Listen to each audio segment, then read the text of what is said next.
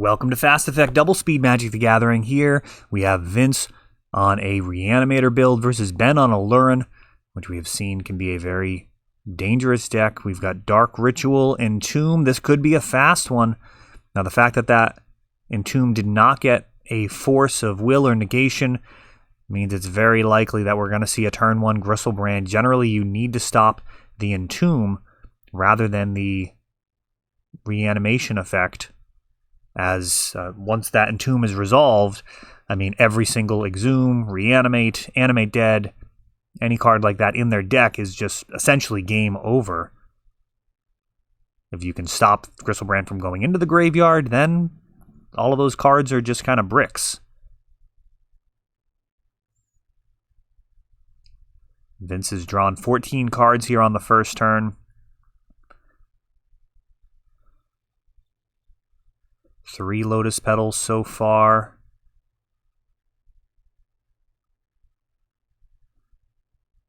And now another Dark Ritual.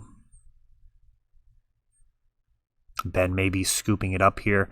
The likelihood of winning this game after having his hand shredded probably doesn't outweigh both the time it will eat up off of the clock and also the advantage that his opponent might get.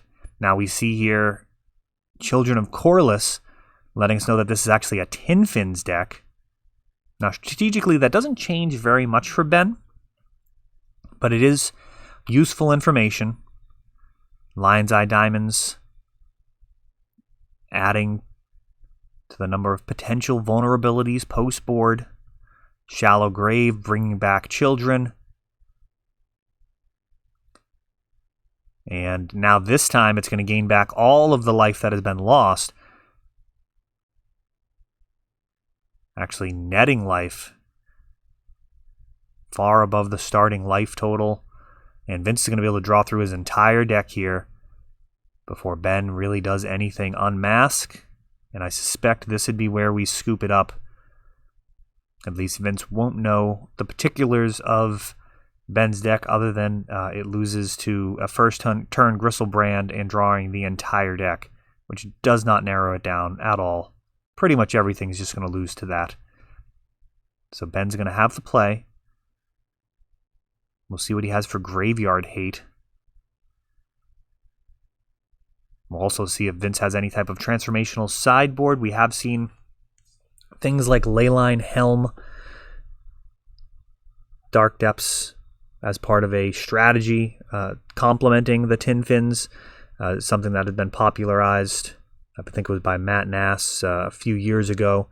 It was a GP that he played a Living Wish build, which I got in a bunch of reps on the channel with that build. It was very fun. I mean, it's probably better than trying to answer your opponent's Graveyard Hate, just making a 2020 very early because you still have your you still have your Lotus Petals and your Urborg and all of that, so you can really get down a fast 2020 as fast as any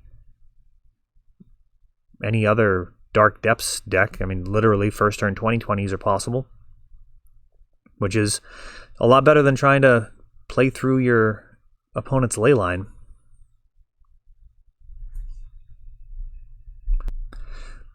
I'm looking forward to seeing just how good Grief is. It seems to me like it's completely insane. I imagine Reanimator playing 4 copies of it. I really like the idea of running it in Death Shadow and just reanimating it on the first turn, going up to 4 reanimates. You get your Street Wraiths, your Griefs, your Delvers, just so many turn 1 3-power plays. And of course Death Shadow would just be online incredibly fast there. I just don't know a lot of Legacy decks that are any good that aren't in shambles after getting double Thought Seized on the first turn.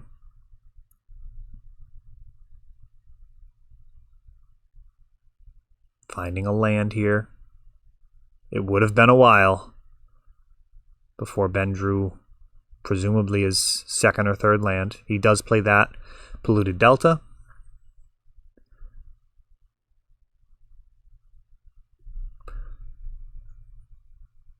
Vince fetching and then casting Entomb. For a second, it looked like he was grabbing a Dryad Arbor. Hadn't grabbed his land yet, just shortcutting. Entomb, getting the Gristlebrand into the bin. It does resolve. What does he have to bring it back?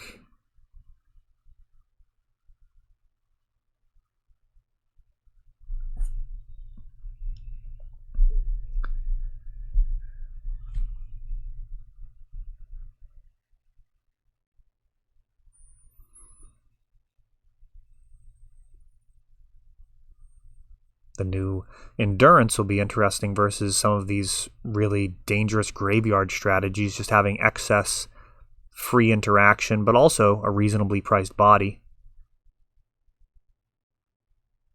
Exhume. And is that a Cling to Dust?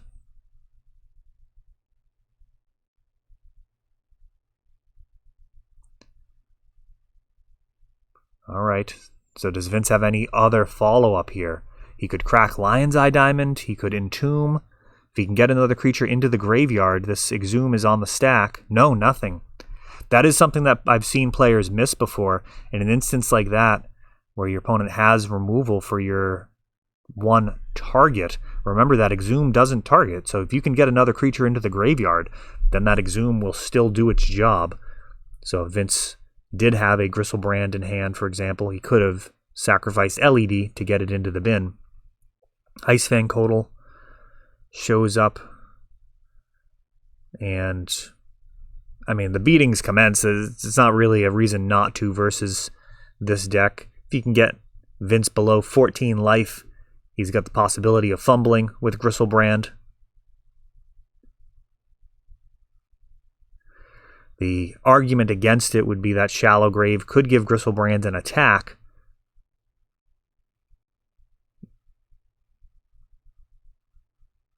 But right now, Ben does not have the snow permanence for Icefang to even take out a Gristlebrand.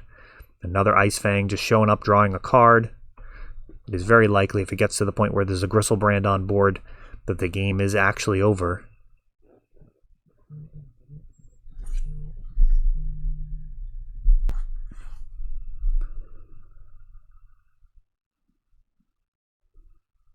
Brainstorm, no fetch land on board yet.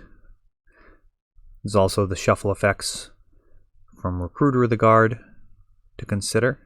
Brainstorm, just so good in combo decks. It's good in every deck. It's kind of like the London Mull. Ended up being good for all the decks. Now Euro. Sack Trigger still on the stack, goes away. And Ben is just kind of primed to find an Aluren here.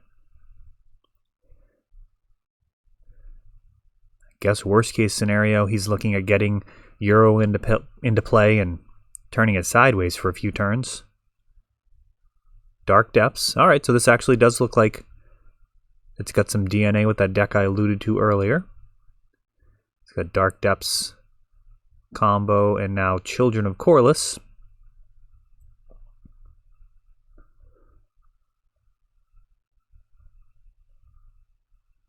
Children can recoup some of the lost life, effectively nullifying an entire attack. But it might not come to that. Aluren has shown up. And now we've got Euro and Cavern Harpy. Literally the card that Euro drew. That is pretty filthy. Ben's going to go through his entire deck now, and we'll see what Vince asks to see. Cauldron Familiar. And at that point, Cavern Harpy will just enter the battlefield and leave play repeatedly. Doesn't matter if Vince was at 1 billion. That would do it. So Ben picking up game number 2. Learning a little bit about what Vince has going on. He did get to see that Dark Depths, though probably doesn't change a ton for him. Really, Ben needs to not lose and then find an Aluren and win. It's pretty unlikely that he'll be able to get there through attacking with Euro and Ice Fangs. I mean, the game could become that much of a train wreck, but it does seem very, very unlikely.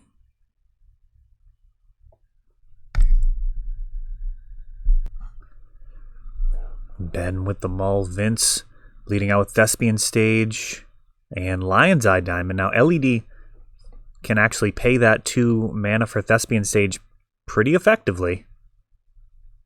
A lot of utility with this card.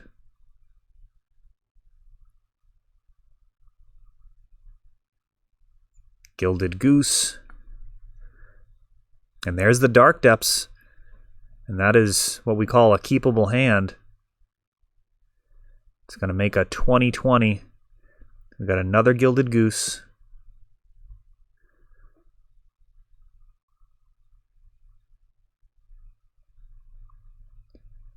So Vince literally all in. No permanents, no cards in hand. Just a 20/20. Gilded Goose blocking. Brainstorm for Ben. He's got some options here. So there's food. That'll keep him alive for an extra turn. He's also got another bird.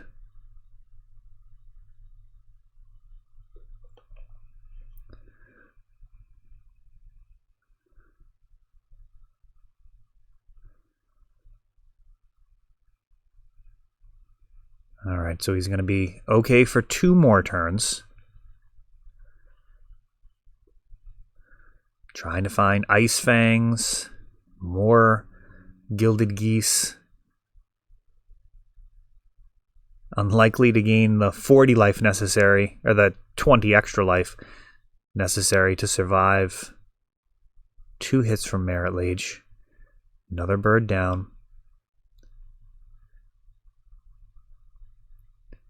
Euro here would be ideal to get to the... Alright, Cauldron Familiar.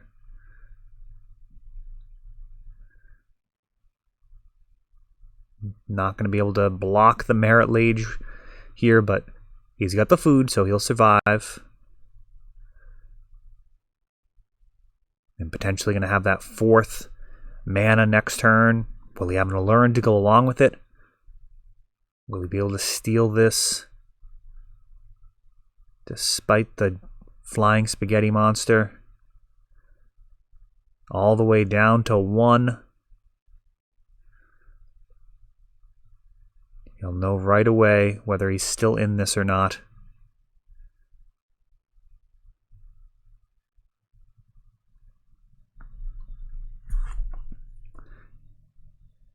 Really wants that 4th land drop. Also needs something to throw in front of the Merit Lage. There's Ice Fang Codal. He gets squished. Well, I don't know about not main phasing that.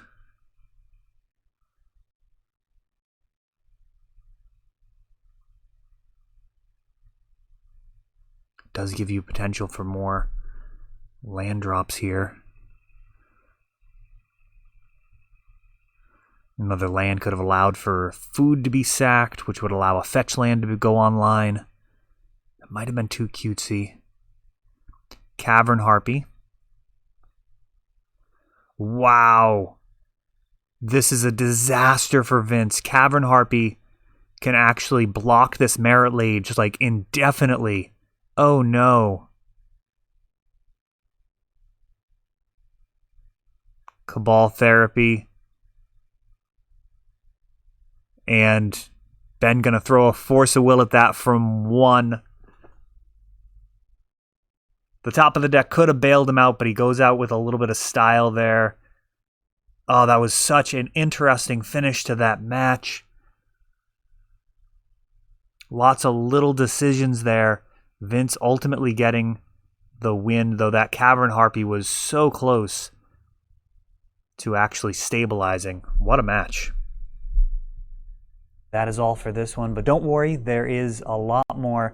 You can check out our older videos, and we're always putting out new videos from ELD's Time Vault Games in Bellingham, Massachusetts. If you want to help the channel, of course, you can like, subscribe, share, tap that notification bell so you can know the next time our new videos come out.